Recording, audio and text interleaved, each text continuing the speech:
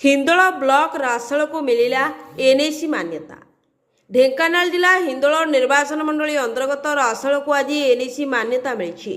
आज मान्यवर मुख्यमंत्री यह घोषणा कर सहित राज्यर समुदाय 22 नूतन एनएसी घोषणा कर किछि दिन पूर्व राज्य 34 गोटी नूतन एनएसी घोषणा कर हिंदोल ब्लॉक रासळ से बाद पड़ा।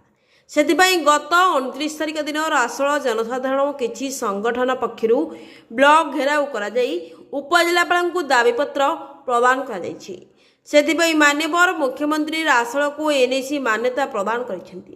ता सहित ओडिशार समुदाय 22 नूतन एनएसी घोषणा करिसेंती।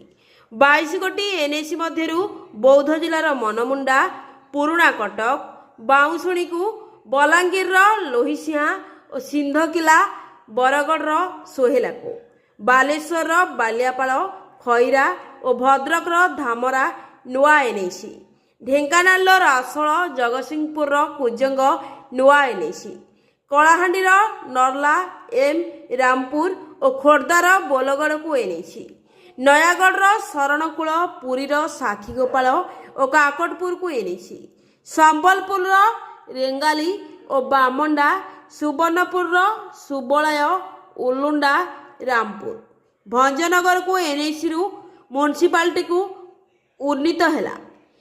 नूतन एनएसी घोषणा पर रासळ अंचल खुशीर माहौल खेली जाई। रासळवासी मान्यवर मुख्यमंत्री 5T अध्यक्ष VK पांडियन को धन्यवाद अर्पण करिसेंती।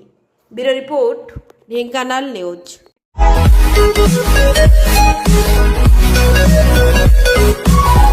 Thank you.